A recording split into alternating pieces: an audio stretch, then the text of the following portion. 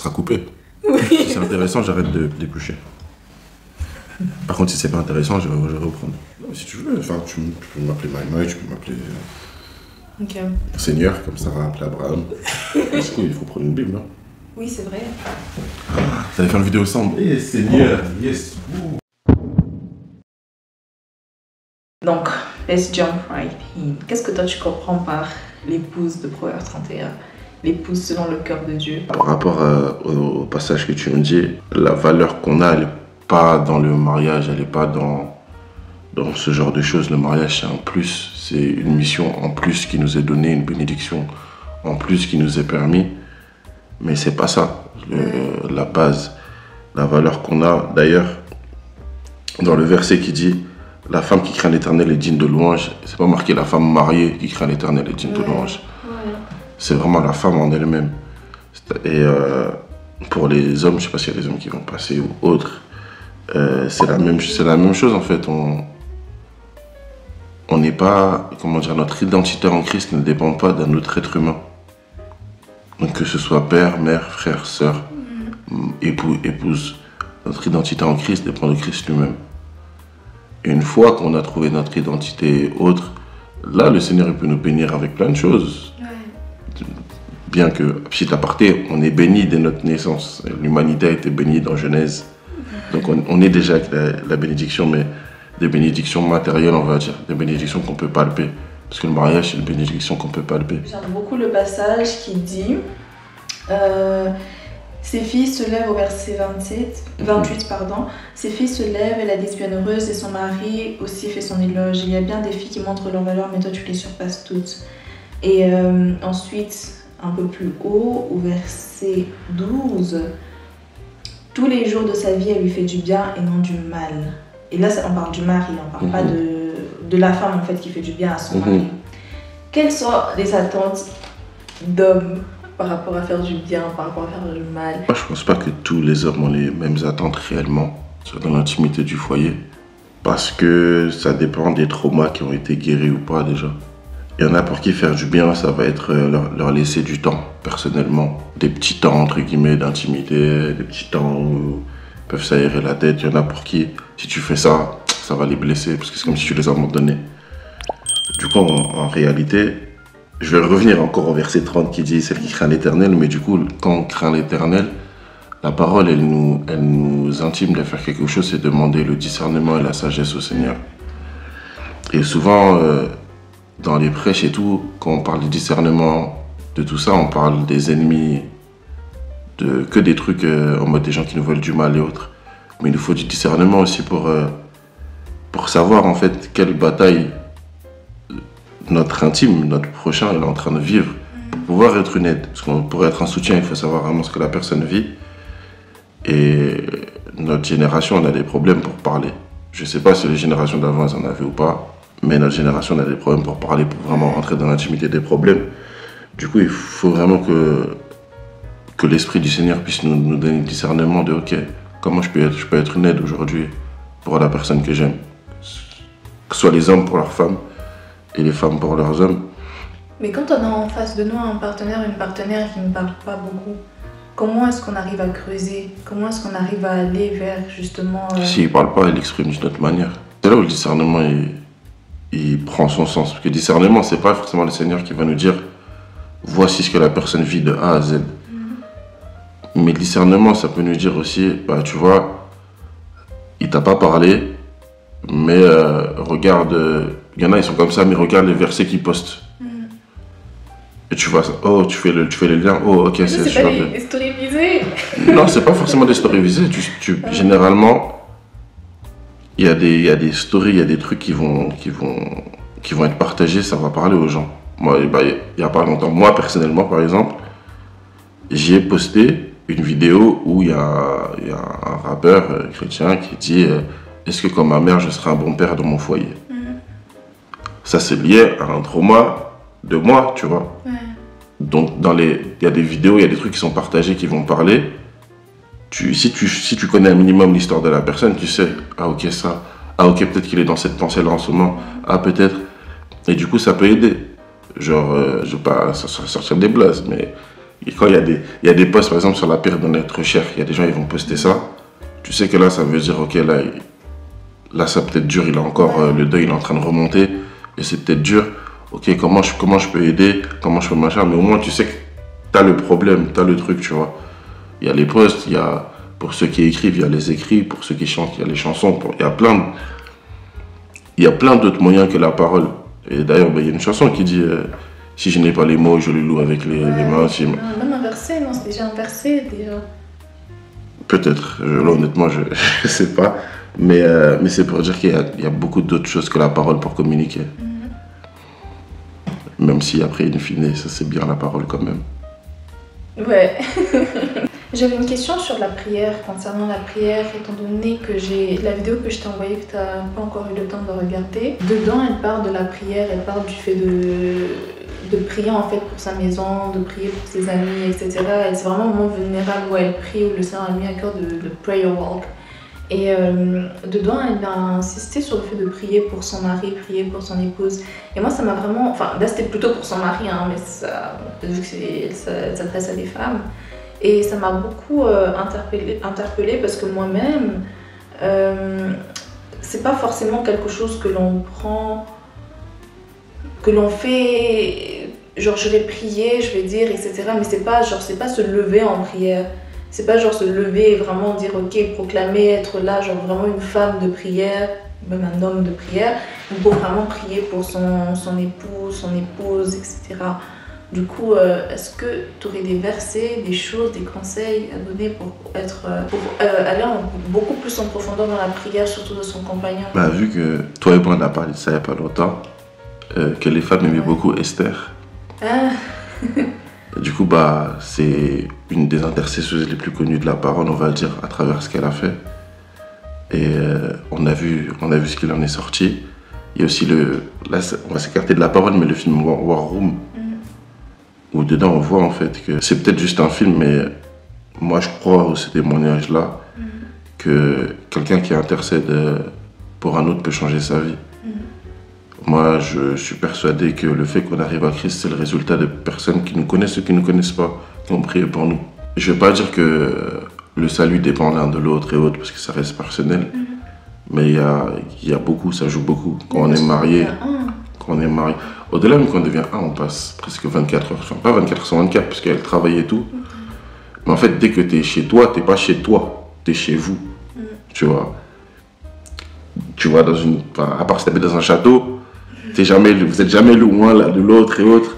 Donc il y a toutes les possibilités de se mettre en colère, d'être aigri, d'avoir de la rancune, d'être dans la vengeance, d'être dans la haine. Toutes ces possibilités-là.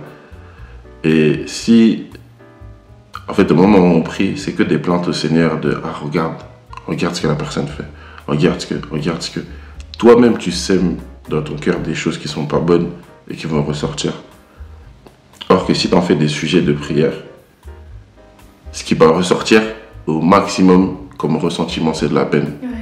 Ce ne sera jamais de la haine ou machin, ce sera de la peine de purée, il traverse tout ça, purée, elle traverse tout ça, et j'arrive pas à être honnête, j'ai de la peine. Et même aussi de dire, ah mais en fait c'est quelque chose que le Seigneur veut également façonner en lui ou en elle. Du coup, c'est pas forcément quelque chose que le Seigneur agrée. Donc Seigneur, je prie du Seigneur, je mets cela entre tes mains, afin que Seigneur tu puisses le façonner, parce que on veut que notre compagnon, notre compagne aille également dans la Nouvelle Jérusalem. Et pour cela, il faut justement prier pour son cœur. Là, on voit des défauts, au lieu de se plaindre, d'aller prier. Comme ça, on se tourne vraiment vers le Seigneur, on se tourne vraiment vers... on ramène ce cœur-là à Dieu, au lieu de le ramener vers... Et aussi pour bring back le discernement. Des fois, on croit que c'est des défauts, mais ça n'en est pas. Comment ça? Parce que quand même, des fois... Ouais, voilà la caméra. Confie-toi, confesse, avance. Non, je dis pas que toi forcément, mais je dis que des fois, on a tous des défauts et des qualités. Du coup, des fois, ce sont des défauts. Il y a quand même des défauts. Comme tu dis, des fois. Mais en fait, c'est parce que il y a des choses qu'on ne prend pas du recul, quand on se base sur ce qu'on a vécu nous-mêmes et ce qu'on connaît nous-mêmes, on peut prendre ça comme des défauts.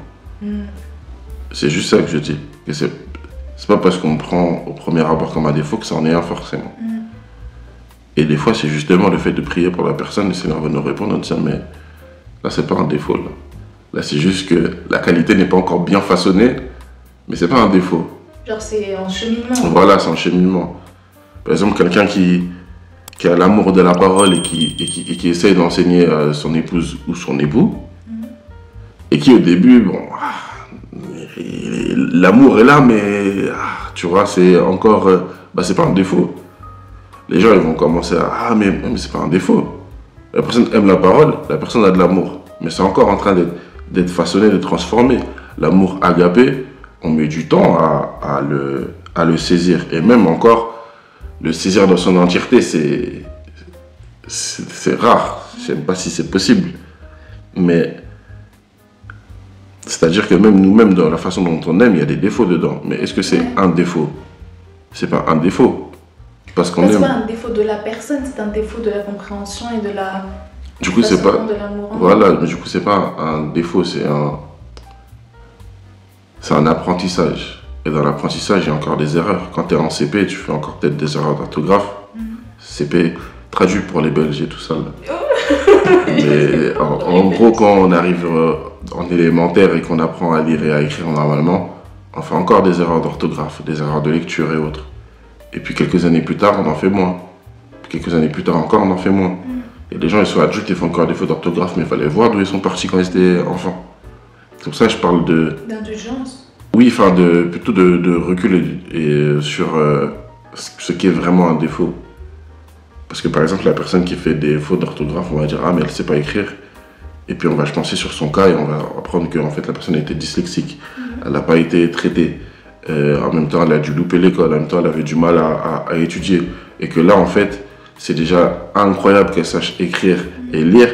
Et qu'au final, déjà il y a 1 an, c'était pire. Là, c'est moins. Et peut-être que dans 2-3 ans, elle saura écrire totalement correctement, mieux que plein de personnes. Du coup, dans un mariage, en exemple, tu pourrais donner quoi? Un exemple comme ça pour illustrer ce que tu viens de dire. Après, je vais peut-être te frustrer un peu les abonnés des 6. Mais étant donné que les femmes sont plus entre guillemets dans la projection de leur mariage, même étant célibataires, ça veut dire elles sont là, moi je veux que ça se passe comme ça. Et pas que la fête. Moi je veux que ça se passe comme ci, comme ça, comme ça, comme ça, comme ça.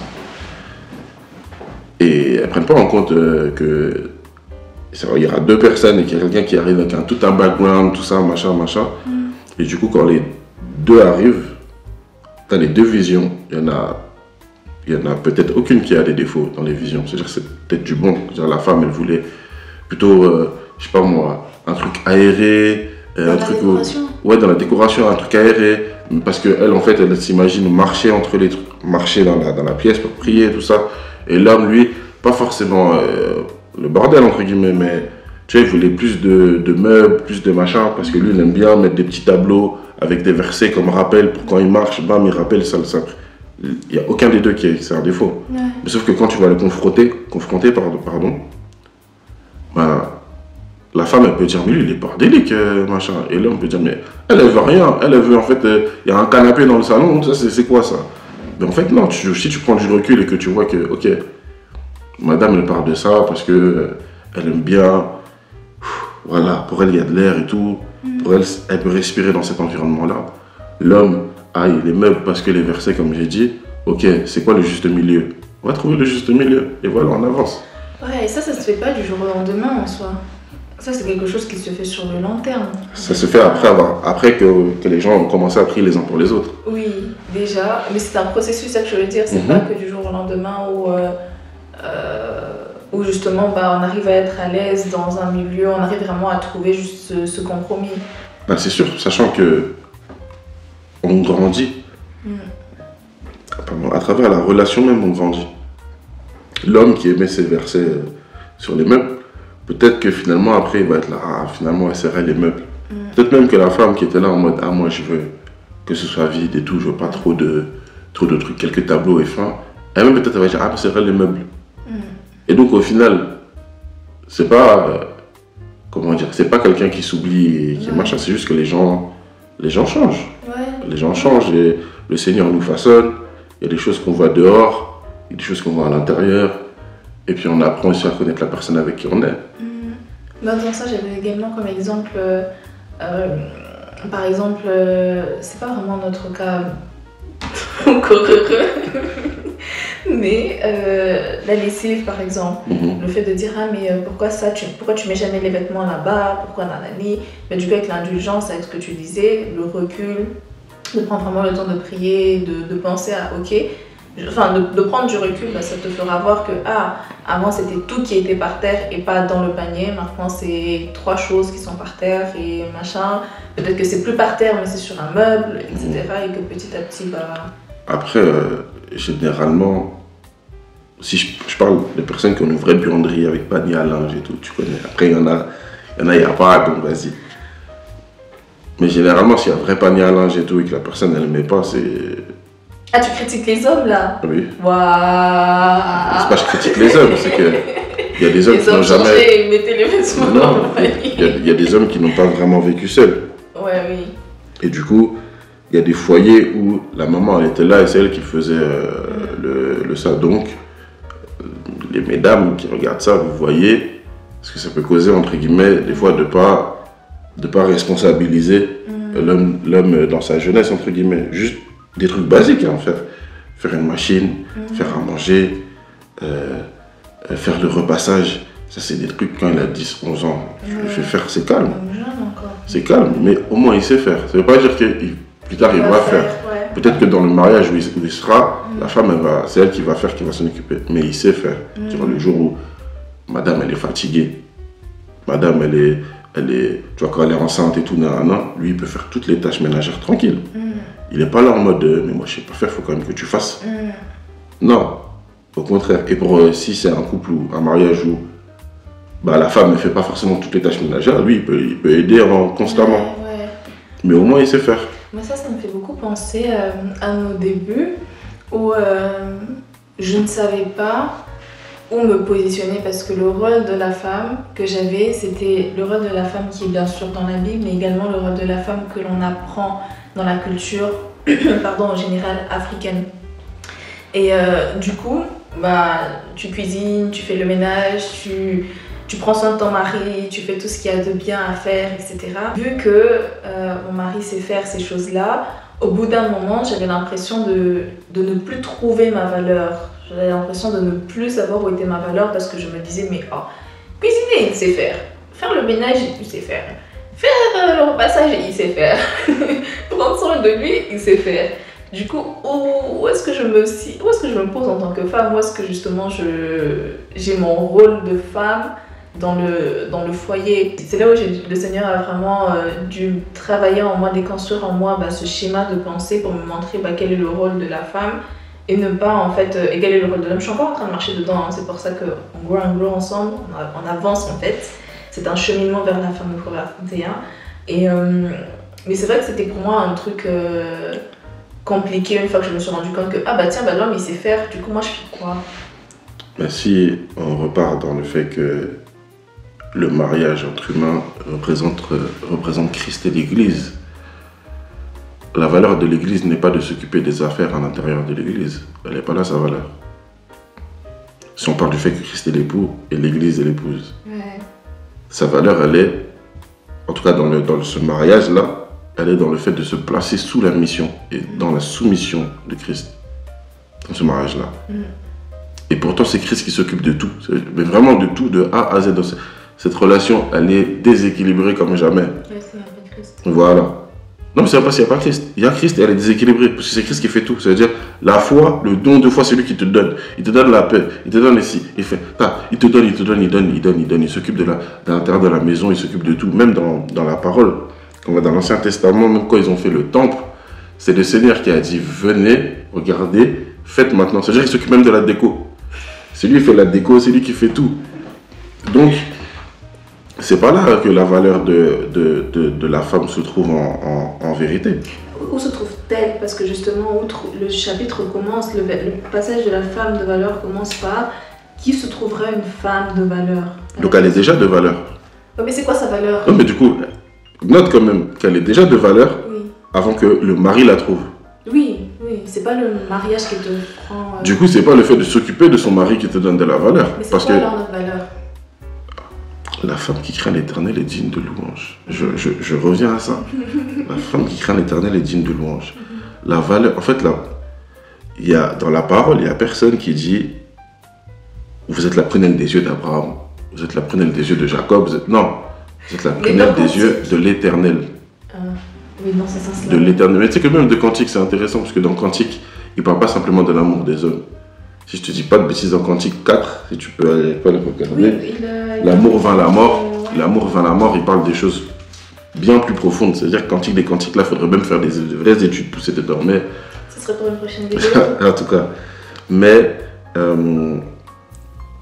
ouais, la valeur de la femme, tout comme la valeur de l'homme, elle n'est pas dans le mariage, elle n'est pas chez les hommes. Et le problème, c'est justement ça, c'est de croire qu'elle est chez les hommes ou chez son mari. Parce que le jour où...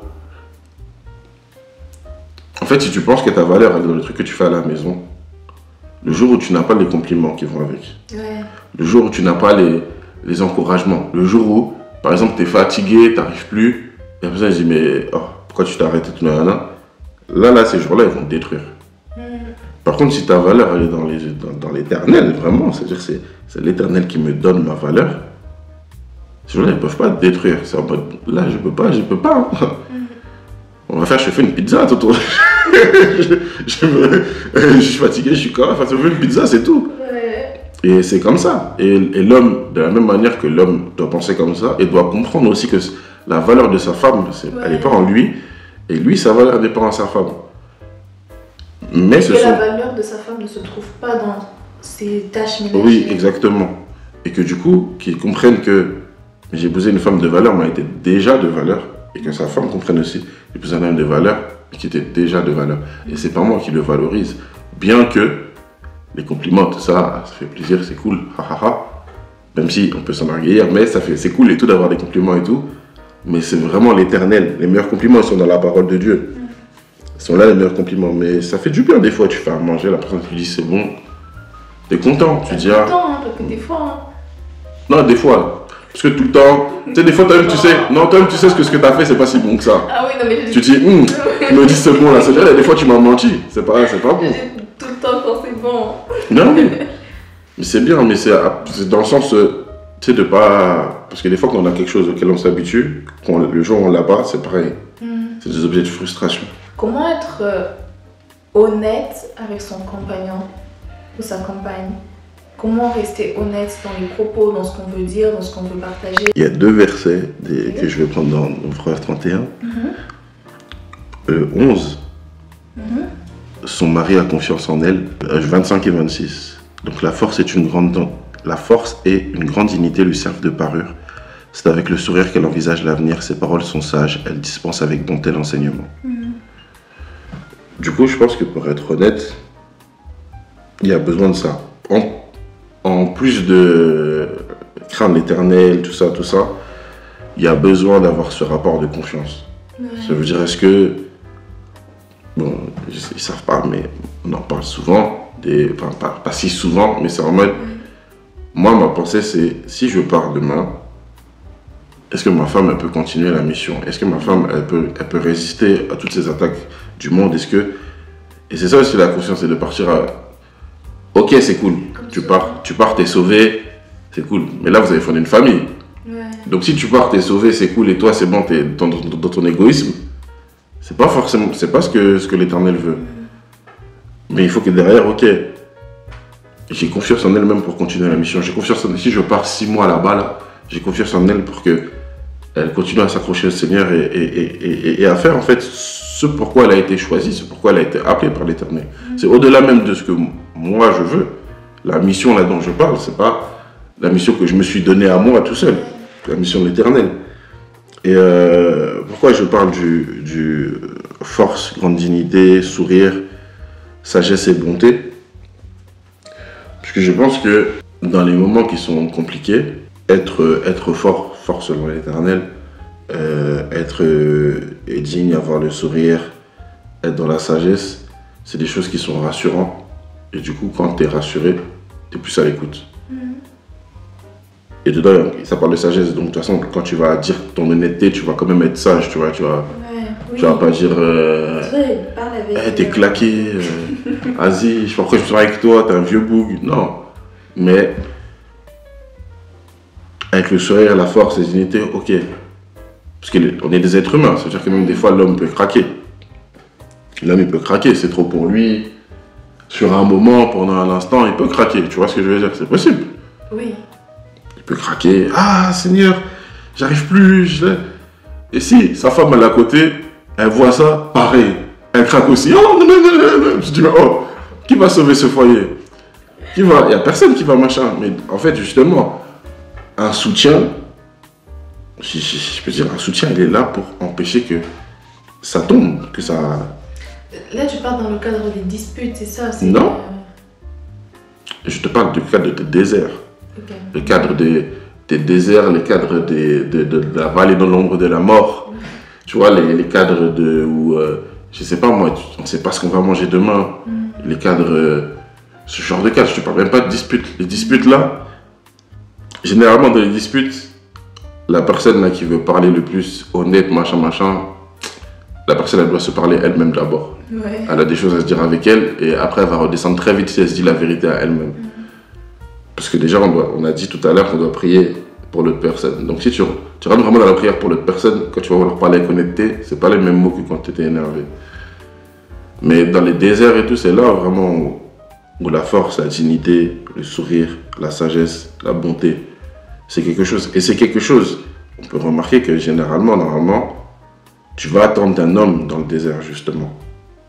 Qu'il soit fort, qu'il soit digne, qu'il se fasse avec le sourire en mode que tu sens pas en fait que tu es dans le désert. Et bah, dans ces moments-là, il faut, entre guillemets, s'il y a des choses vraies à devoir dire, c'est-à-dire, ouais, mais là, ok mon coco, là tu souris, tout ça, mais là tu fais pas les choses qu'il faut. Mais il faut pouvoir aussi se placer là-dedans. Je sais pas si c'est ce que je veux dire, dans le truc de, ouais, je suis fort avec toi, il n'y a pas de souci, on fait un, on est faible, on prie le Seigneur, on est fort, ok, let's go. Mais là, il y a un truc que j'ai l'impression que tu fais pas forcément bien et tout. Viens, on en parle tranquillement. Viens, on en parle et tout, avec la sagesse et tout.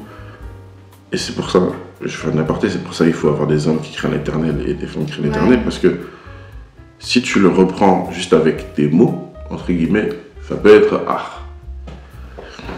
Si tu le reprends en mode, écoute, voilà, j'ai prié pour toi.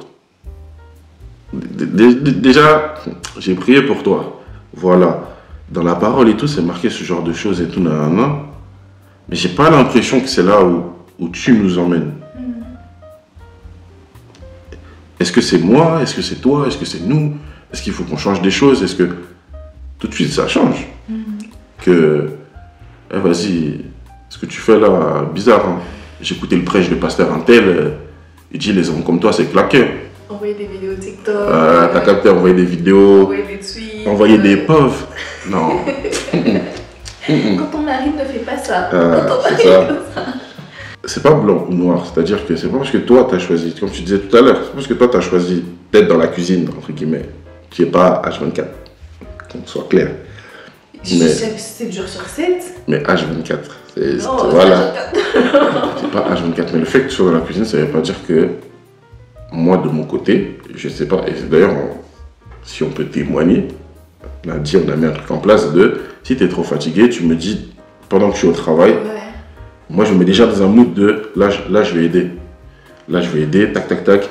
Je réfléchis déjà, ok, je vais faire ça, je vais faire ci. Tac, j'arrive, bam, bam, bam. Des fois, je fais des petites courses avant, tac, j'arrive, je fais. Amener des petits trucs voilà. D'affaires. Comme ça, il rentre pas, il a faim et puis il devient aigri, tout ça. Mais d'ailleurs, justement, c'est pour empêcher le. Tout à l'heure, j'ai dit un truc de quand on prend une habitude, ça peut être un objet de frustration. Moi, j'ai pris l'habitude de je rentre, il y a la nourriture maintenant. C'était pas ma vie d'avant, mais c'est ma vie d'aujourd'hui. Donc, le plaisir du bolololo. Oh, voilà, le plaisir de cela, le goût de ça, comment dire. Du coup, pour empêcher une vieille frustration, parce que c'est vraiment, elle est claquée cette frustration-là. Vraiment, parmi toutes les frustrations du monde, celle-là, elle est inutile. Et bah, c'est juste un petit message. Ouais, là, je suis fatigué, ça va être chaud. Des fois, tu me dis même pas, je vais pas faire à manger. Je dis, je suis fatigué, c'est chaud. Moi, je suis déjà dans le mood, je vais faire à manger, donc j'arrive, je rentre, je sens la nourriture. Je dis, oh, ok, carré. Mais c'est pour dire que ce truc d'aide, c'est pas juste dans un sens, et c'est pas une faiblesse d'être une aide, c'est pas une faiblesse. Et si on est une aide l'un pour l'autre, et si on prie l'un pour l'autre, il peut y avoir que du bon derrière. Que du bon. Ma dernière question, parce que sinon je pense que c'est long, je sais pas depuis combien de temps. Je sais pas, mais... Ouais. Ma dernière question on va un peu revenir sur la première, sur les hormones, les changements d'humeur, etc. Ah, ça, je peux dire ça. Ouais. Sur le fait que c'est un sujet dont on ne parle pas beaucoup, surtout dans le monde chrétien. Moi, je vois très très peu de prêches dessus. Celle qui en parle énormément et que je suis, c'est Joyce Meyer, et merci Seigneur pour ses prêches, parce que moi ça m'aide, hein. Ah, ça m'aide beaucoup.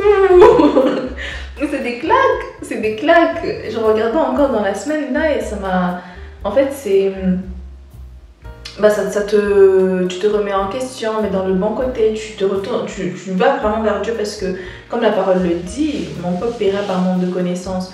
Et le fait de manquer de connaissances sur un sujet comme les hormones, qu'est-ce qui se passe avec notre corps, qu'est-ce qui fait que là, je commence à me sentir, je suis impatiente, moi-même je me sens mal dans mon corps, je sais pas, nanani. Le fait de savoir ce qui se passe, savoir que là je suis peut-être dans ma période, dans la deuxième partie de mon cycle menstruel, du coup c'est pour ça que je suis comme ça, mais ça il se passe ci, il se passe ça, ça nous permet de prendre autorité, parce qu'on est des êtres spirituels et non charnels. Et si on ne connaît pas comment fonctionne notre chair, on va vivre aux dépens de notre chair. Du coup, c'est pour ça qu'il faut connaître justement ces émotions. C'est pas facile, hein. Moi, ça fait des années que le Saint-Esprit m'enseigne dessus, et il avait commencé petit, hein. Je savais pas qu'il y avait tout ça derrière. Mais jusqu'à présent, c'est encore quelque chose avec lequel je struggle. Par la grâce de Dieu, le Saint-Esprit vient en moi, donc on espère qu'un jour ça sera mieux. Il y a des choses, des fois, on se pose pas la question. On est frustré, mais on se dit pas, oh, est-ce que je suis frustré? Pourquoi je suis frustré? Seigneur, tu es vraiment frustré là? Juste déjà ce genre de choses qui permettent de... Ok, c'est bizarre, là il y a un truc qui me frustre plus que d'habitude. C'est dû à quoi? Est-ce que c'est dû à ma journée? Est-ce que c'est dû à mes hormones? Est-ce que c'est dû à... Parce que des fois c'est lié à des traumas. Des fois c'est dû à des traumas de l'enfance et autres. Des fois c'est les hormones. Et parce qu'on est en confiance avec la personne, et on se lâche, quoi. Voilà, alors que si... Voilà, si tu étais au bureau, si tu étais au machin, il y aura un petit sourire, je dis non, ça va. Mais là, parce que c'est ton mari, je dis, ferme-la, ferme-la. Ah, ton mari il est là, mais j'ai fait quoi? Et en fait, du coup, ouais, discernement des hormones, et puis en parler aussi. En parler pour que l'autre personne puisse aussi intercéder, se lever en prière et autres. Mais c'est vrai que dans tout ça, des fois, on oublie d'utiliser la parole, on oublie d'utiliser la prière contre les sauts d'humeur, contre les trucs hormonaux. Il ne faut pas se culpabiliser d'avoir ça. C'est en fait les femmes. C'est pour ça que le Seigneur nous a fait. Chaque mois, il y a un nouveau cycle et autres. Le Seigneur vous accepte en tant que tel. Mais il nous a créés en tant que tel aussi, non seulement alors, cela. À la base des bases. Oui, non, mais après, c'est-à-dire que le Seigneur a permis cela, quoi. Voilà, c'est quand même à la base des bases. Le Seigneur a permis ça, le Seigneur a permis ça. C'est tellement complexe et on voit la complexité de la création de Dieu. Il a permis ça, et c'est dans le bien de la création, parce qu'au final, ça prépare l'accouchement. Parce que sans ça, l'accouchement, ce serait bien plus horrible, je pense. À travers ça, je pense que c'est les premières batailles aussi à gagner. C'est les premières batailles à gagner, c'est les premiers témoignages que vous pouvez avoir de l'intérieur aussi. Et de ne pas lâcher, même si ça met du temps, des fois, même si c'est des petits. Il faut toujours voir le verre avec de la grâce dedans. Même si c'est des petits avancements, même si c'est juste, avant je lui aurais dit d'aller sa maman, là maintenant je suis plus, là maintenant je suis au moins poli. Non mais tu rigoles, mais c'est vrai. Imagine, c'est pas tout le monde qui entre en Christ et la bouche elle devient propre direct. C'est pas vrai, c'est pas comme ça que ça se passe. Il y a des femmes, elles rentrent en Christ, quand il y a la douleur, il y a encore les insultes qui sortent. Et du coup, actuellement, les insultes elles ne sortent plus. Là c'est méchant un peu, mais c'est poli. C'est que déjà il y a eu un avancement, c'est que le Seigneur travaille. Et du coup, faut pas lâcher. Faut pas se dire que, ah, mais là, je suis en train de regarder des vidéos, il y a des femmes, elles sont en train d'accoucher, elles arrivent à prier pour leur mari en même temps, qui est en pleurs, alors qu'elle accouche en anesthésie, waouh. Mais non, non, non, non, non. C'est déjà, chacun avance à son rythme, entre guillemets, et le but, c'est le ciel. Chacun avance à son rythme, le but, c'est le ciel. Maintenant, si toi, là, ces petits avancements aujourd'hui, si les gens autour de toi, ces grands avancements aujourd'hui, c'est pas grave, Dieu soit loué, tout le monde avance. Là où on peut s'inquiéter un petit peu, c'est quand on recule. Ah, pourquoi je recule? Pourquoi je suis revenu à ça? Quelle porte j'ai laissé ouverte? Quelle ci, quelle ça? Parce qu'il y a tellement de portes qu'on néglige. Bah, après, ça sera peut-être une autre vidéo. Mais il y a trop de portes qu'on néglige qui font qu'on recule sur plein d'aspects, pardon, dont la discipline, la prière, la sanctification, veiller, jeûner, toutes ces choses en fait qui nous font du bien. Sans cesse. Hein. Sont attaquées en fait par des portes. Si on les laisse ouvertes, si on les néglige, c'est fini. C'est fini. Parce que quand on recule, là, on recule pas d'un pas. Hein. Ah ouais, non, ça va vite, on glisse. Ah, quand on recule, là, c'est terrible. Ça va trop vite. Ça va vraiment vite. Je vais finir sur 2 choses, mais ça va être genre rapid fire question. J'ai fini la semaine en donnant 7 choses que l'on pourrait faire dans la semaine pour pouvoir avancer un peu plus vers ce pas vers la femme de Proverbe 31, l'épouse de Proverbe 31 notamment ici. Du coup, la première chose était prier au lieu de se plaindre, être généreuse et patiente, ne pas dire non au sexe, 1 Corinthiens 7. J'ai toujours gêné de parler de ça. Et pourtant, le Seigneur, ouais, bref, anyways. L'accueillir sur le pas de la porte, l'encourager, le complimenter, faire une chose qu'il nous a demandé de faire depuis un moment mais qu'on ne fait pas, comme un plat, regarder une série, et puis le laisser s'épanouir. Du coup, ma question c'est, est-ce que tu pourrais rajouter 2 choses à cette liste? Je voulais juste dire que par rapport au sexe, il faut de la communication. Oui.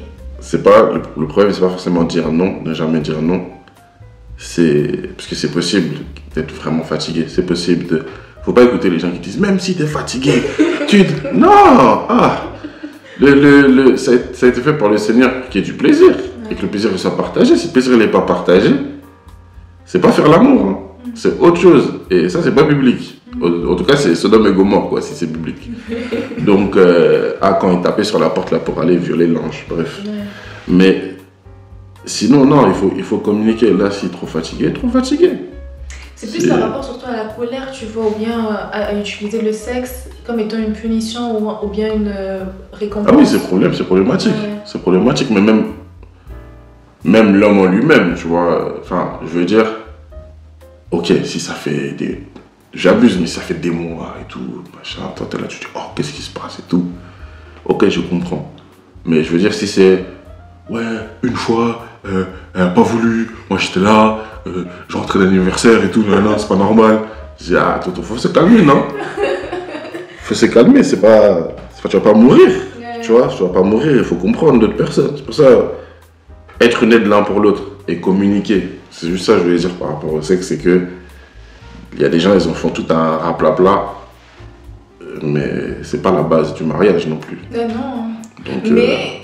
l'homme il sera son père et sa mère et il s'attachera à une seule femme et ensemble ils auront des enfants, ce qui montre la reproduction, ce qui montre du coup que c'est une partie. C'est marqué ensemble, ils n'auront que des enfants.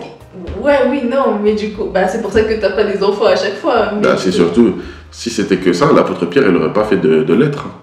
Il aurait été trop occupé qu'avec sa femme faire les affaires. Mais c'est vrai. Et David, même le roi Salomon avec toutes ses femmes, il a quand même géré un pays. Mais quand même, ça veut dire qu'il y a d'autres choses. Oui, il y a d'autres choses. C'est pas... Ce qu'on essaye d'en faire aujourd'hui, c'est presque une idole. Et il faut faire attention. Autant dans la manipulation de t'as fait ça, t'as pas fait la vaisselle alors que je t'avais dit de faire la vaisselle, pas de sexe. Oh. Autant que l'autre côté, ouais, mais t'es mon épouse, bend over. Allez. Je dis, non, les deux sont pas bons. Et du coup, 2 choses, tu me dis de plus. Ce sera peut-être plus que 2, mais... Ok, we like that. Connaître la mission sur laquelle on s'est mise. Enfin, vous vous êtes mise. Comment ça? Le mariage, c'est-à-dire que la femme, quand on dit elle est censée être soumise à son mari, c'est pas juste la soumission en mode tu dois obéir, parce que d'ailleurs, si le mari il te dit des trucs qui sont pas bibliques, faut pas obéir. Mais si tu t'es mis avec quelqu'un qui craint l'Éternel, en fait l'Éternel vous a donné des missions individuelles, vous a donné des missions collectives. Maintenant, quand tu es dans le mariage, tu te places sous une mission. Mais cette mission, faut un minimum savoir en fait c'est quoi, pour savoir où on va. Tu vois. Et j'ai pas dit vision, j'ai dit mission. Ouais. Je sais pas si, parce que c'est différent. Parce que la vision c'est Christ, il n'y a pas d'autre vision. Oui. C'est-à-dire quand on dit oui, mais un tel a cette vision-là par rapport à machin, un tel a cette vision-là, différentes visions, c'est division. Ça c'est pas le corps de Christ. C'est ça qu'il faut retenir. Voilà, c'est ça qu'il faut retenir. C'est-à-dire, la seule vision, c'est Christ, c'est l'Éternel, c'est Yeshua, Mashiach, Yahweh, c'est le vrai Dieu. C'est ça la seule vision. Maintenant, les missions qu'il nous donne, c'est différent, on a des missions différentes et autres. Mais quand tu rentres dans un mariage, tu te places sous une mission. De connaître, c'est quoi un minimum cette mission? Parce que même toi, pour être une aide, je vais utiliser la parabole par rapport à un bateau. Tu vois, cette parabole n'est pas dans la parole, par rapport à un bateau. Si on te dit la mission c'est vers l'ouest, mais en fait, si la mission c'est vers l'ouest, mais toi tu sais pas que la mission c'est vers l'ouest. Tu vois l'eau est calme à l'est, tu vois toutes les vagues à l'ouest, tu dis à ton mari mais on va à l'est. Mais du coup là t'es plus une aide. Là tout d'un coup il peut se lever et dire ah Jézabel arrête de m'en s'attendre. Tu dis oh mais moi j'ai fait notre bien, là-bas c'est calme et tout, pourquoi? Mais parce que tu sais pas vraiment c'est sur quelle mission. Et là j'ai même pas dit ce que tu vas chercher à l'ouest. J'ai juste dit que la mission elle est à l'ouest. Alors qu'ici tu sais que la mission elle est à l'ouest, tu vois les vagues, tu dis hé chérie il va falloir qu'on s'accroche. Là il y a les vagues et tout, on va s'accrocher. Voilà, c'est là qu'on doit partir, on va s'accrocher. Ok, c'est quoi les versets qui peuvent nous encourager? C'est quoi les machins? C'est quoi on va jeûner, on va prier? C'est quoi mais là t'es une aide de fou. Mais tu sais toujours pas ce que vous allez chercher à l'ouest. Hein. C'est juste vraiment, tu connais un peu la mission. Des fois connaître un peu la mission ça peut suffire. Mais après quand tu la connais totalement, bien, après totalement, est-ce que l'homme lui-même la connaît totalement, tu vois? Mais quand tu la connais un peu plus, tu peux encore plus être une aide. Mais vraiment c'est... la mission. Bah, si l'homme la connaît, il le dit. Si l'homme le connaît un peu, il le dit. Mais sinon... S'il la connaît pas, sinon, il y a des missions, vous comprenez en priant ensemble l'un pour l'autre ou en partageant en fait. Il y a des trucs de la mission qui se découvrent gentiment. Ça veut dire... bon, je vais pas dire là, mais il y a des trucs que moi je sais par rapport à nous, par rapport aux discussions, tout ça. Là. Et du coup, des fois l'homme il va pas forcément donner toute la mission. Parce que des fois c'est dur à appréhender. Ouais. Et puis c'est dur à appréhender. Et puis des fois c'est le Seigneur qui ne donne pas le goût en fait de dire, de tout dire. Des fois le Seigneur il va dire donne ça parce qu'il est en train de former aussi la femme pour être l'aide qu'il faut pour chaque étape et autre. Et des fois c'est la femme qui a le plus gros de la mission entre guillemets, qui sait le plus gros de la mission. Et l'homme lui c'est par étapes. Et du coup, généralement, dans ces cas-là, le challenge de la femme, c'est de ne pas prendre l'orgueil, de ne pas prendre le gouvernail, tu vois, de « Ok, c'est moi qui dirige parce que je sais c'est quoi la mission, je sais où on va, je sais ce qu'on va prendre. » Des fois, c'est challengeant ça aussi pour la femme. Je suis désolé, on va dire que je tire sur les femmes. Ah, tu as tiré sur nous. J'ai pas encore tiré, j'ai un peu mis la mission. Non, mais être à l'écoute dans le sens où, souvent les femmes blablatent plus que l'homme. D'accord. Donc souvent quand l'homme il va commencer à parler, ouais mais moi du coup l'homme va faire quoi? Ok, ah c'est ça qui s'est passé dans ta journée, ok, d'accord. Fin de la conversation, arrête, je vais dire, mon mari il parle jamais, mais il a essayé de parler, c'est juste que, tu vois, donc être à l'écoute, il y a des couples où c'est l'inverse. Hein. Oui. Ouais. Là, comme ça, il y a des couples où c'est l'inverse. La femme, elle veut parler, l'homme dit, ouais, mais moi j'ai fait ça. J'ai vu des vidéos? Ouais, ou même le jour où tout a basculé. Qu'on se demande pas, on regarde tous ça ici. Le jour, on aime bien en tout cas. Le jour où tout a basculé, des trucs comme ça, où justement la femme, elle veut parler, mais l'homme, à chaque fois, elle coupe et tout, nanana. Et c'est pas forcément pas vraiment un pervers narcissique forcément ou autre, c'est juste que soyez à l'écoute en fait, qu'on soit à l'écoute. Quand on parle à l'Éternel, déjà, je sais pas, ok, c'est autre sujet, mais vu qu'on prie et tout, nanana, des fois on veut trop mettre un setup, machin et tout, nanana, mais tu te mets à la place de l'Éternel il attend juste qu'on lui parle et que lui nous parle et qu'on entende et qu'on écoute. Nous on est là, ah mais là j'ai pas encore fait mon setup pour te parler, nanana. Tu vois, la manière dont on traite l'Éternel et quand même il nous écoute et quand même voilà. Et bah des fois on doit se remettre en question, on doit se dire ok, j'ai pas forcément envie de traiter comme ça l'Éternel, mais aussi traiter comme ça mon partenaire. Il faut que j'apprenne à bien traiter les deux. Et généralement en fait la relation verticale impacte les relations horizontales. Tu connais un peu des géométries, tu vois là. Et donc, ça aussi, c'est de se souvenir que notre époux, notre épouse est l'enfant de Dieu. Ah aussi. Et du coup, bah, c'est de la prunelle en fait, aux yeux de Dieu. Du coup, il faut pas, juste le fait de s'en souvenir, ça devrait en fait nous faire un petit truc en se disant, oui, waouh, en fait, là je fais mal en fait à l'enfant de Dieu. Là je traite mal l'enfant de Dieu. Pas attendre qu'il y ait des pleurs, pas attendre qu'il y ait tout ça. Après, je parle des pleurs causées par nous-mêmes, je parle pas des pleurs de ce que le dehors peut faire et autres, mais pas attendre qu'il y ait des pleurs et tout pour... Et même des fois, même le dehors, parce que des fois, je sais pas, au travail, il y a des gens ils vont dire oui, ils vont essayer de te dire ça se passe mal. Tu vas négliger, un soir la personne elle va rentrer, elle va craquer, tu vas dire qu'est-ce qui s'est passé. Mais ça fait 3 mois je suis en train de te dire que au travail, ah mais c'est sérieux comme ça. Mais ça c'est pas normal normalement. C'est pas normal. Après c'est pas pour culpabiliser les gens. Non, c'est pour... mais c'est vraiment des points d'improvement. C'est vraiment de, ok je dois croître en discernement, en sagesse, en intimité avec mon époux, avec mon épouse, en intimité avec le Seigneur également. Et en fait, dans tout ça, il y a des fruits qui vont arriver. Et ça, c'est les meilleurs fruits. Comme on dit, son mari a confiance en elle. Le mari, il a confiance en toi pour dire, et là, ça va pas. Là, je suis en train de craquer. Je vais craquer, ça va mal se passer. Et que toi, au lieu de dire, ah, vas-y, bonhomme, non, torse. Non, tu peux être justement à l'écoute et dire, ok, je comprends ce que tu vis. Toi, de base, t'aimerais qu'on fasse quoi? Ah, j'aimerais qu'on fasse ça. Ok. Pas de souci. Mais taillé, dans ce que tu me demandes, il y a des choses, c'est pas forcément ce que l'Éternel veut. Viens, on se pose.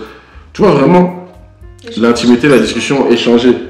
Parce que être une aide, ça veut pas forcément dire oui à tout ce que l'homme demande. C'est pas ça être une aide. Ça c'est être une marionnette. C'est pas être une aide. Une aide, c'est quelqu'un qui peut dire non. Ah bah, on finit sur ça. On est d'accord. Mais monte ta main. C'est ma bague. Ok.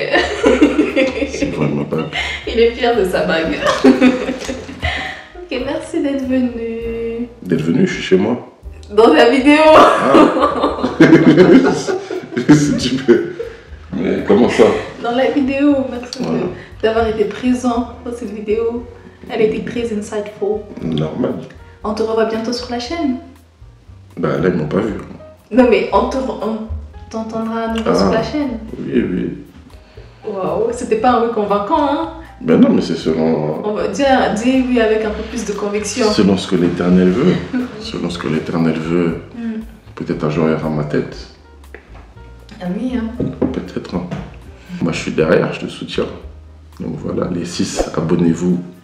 Likez, partagez les 6. What he said. Priez pour votre 6 aussi. What he said. Priez pour les personnes qui commentent aussi. N'hésitez pas vraiment à prier pour les personnes qui commentent, qui témoignent, En fait, priez les unes pour les autres. C'est vraiment important. On parle du corps de Christ, on parle de tout ça, mais c'est vraiment important de prier les unes pour les autres. Et même si on ne vous donne pas les témoignages, les résultats de vos prières que vous avez faites, soyez-en sûrs qu'il y a des résultats. Soyez-en sûrs que vous plantez des choses dans la vie des autres. Que vous êtes une source de vie intarissable et un jardin bien arrosé. Ma femme vous fera une vidéo sur ce passage sûrement un jour, voilà. Ou ensemble. Hein? Ou ensemble. Ou ensemble. Voilà. Amen, sur ce. C'est un salut fraternel, mes 6. À très vite. Ciao.